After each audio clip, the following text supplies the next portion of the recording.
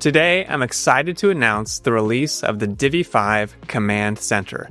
Mastering it feels like unlocking a superpower, giving the term power user true meaning. You can quickly execute commands such as adding elements, navigating your website, jumping to specific settings, opening panels, and more. There's so much to explore, so let me jump into the builder and give you a full off-the-cuff tour.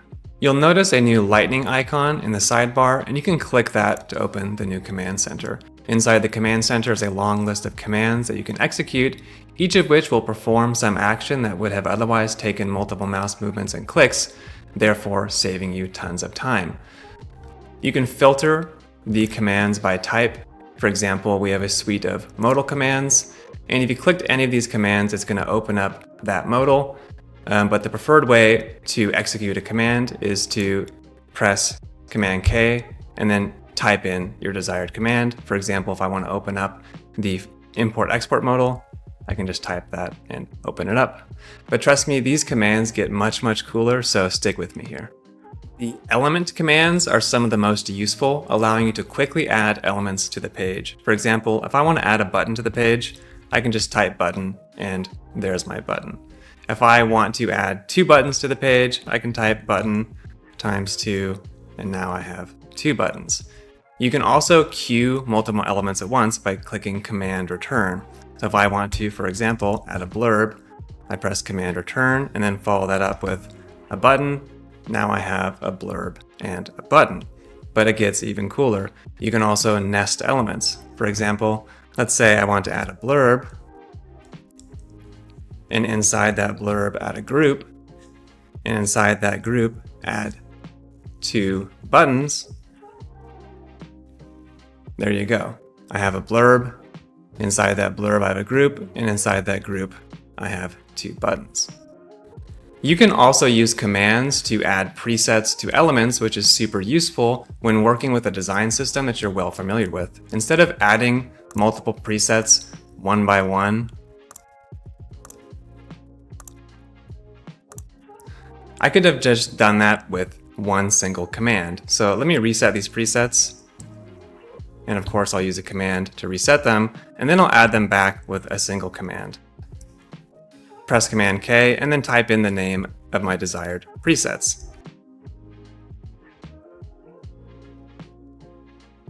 Press Enter, and there you go. But it gets even cooler than that because you can chain together module and preset commands at once. So let me show you how that works. I'm going to press Command K, and I'm going to open this up so you can see the command that I'm typing and take it slow. So I'm going to start with the blurb module and press Command Return, and then I'm going to press the greater than symbol to place something inside the blurb. I'm going to put in a group, and then inside the group I'm going to put a button. And then I'm going to attach a preset to that button. So I'm going to use my primary button preset. And I'm going to create 2 buttons. I'm going to multiply that by 2 and press Enter. And so now we have a blurb. And inside that blurb, we have a group and 2 buttons using the assigned primary button preset. Another useful set of commands are these settings commands that allow you to navigate the settings panel. For example, if I want to edit the border, I can just type in border and it's going to bring me to the border option group and open it up. If I want to add an interaction, I can just type in interactions and it'll take me where I want to go without having to move my mouse and click and then open the option group. So just another time saver. You can also use commands to navigate your website. For example, if you want to edit a different page, you can just type in the name of that page and press Enter. I have this page called Testing where I was just testing our new before and after image slider module. In case you missed it, we added a new link module, a drop-down module, and this module, so be sure to check them out. Additionally, you can navigate through the WordPress dashboard, so I can jump straight to the theme options, for example. Yeah, it's super convenient. So you can navigate through the settings panel, and as I showed you earlier, navigate through all of Divi's modals. Additionally, you can switch between all of Divi's view modes. So instead of moving your mouse up to here to switch to the different breakpoints while you're working in the modal, you can just type in phone view or desktop view or wireframe view and switch back to desktop view. It's so quick with the command center. You can also use commands to modify elements. You can duplicate, delete, copy, cut, paste, reset styles. All the things available via the right-click menu in keyboard shortcuts are also available as commands, which is very convenient if you know what you want to do, but perhaps you've forgotten the keyboard shortcut. For example, I can duplicate this module or delete it, or I could reset design attributes. It's all available using commands. Speaking of element modification commands, I added a few new ones. If you right-click on a module, you'll notice new options for moving up, down, to the top and the bottom, and new options for cutting. You can cut the current module, the parent module, or all its children. Additionally, these things are available via keyboard shortcuts. I can press Command up to move a module up. I can press Command Shift down to move it to the bottom.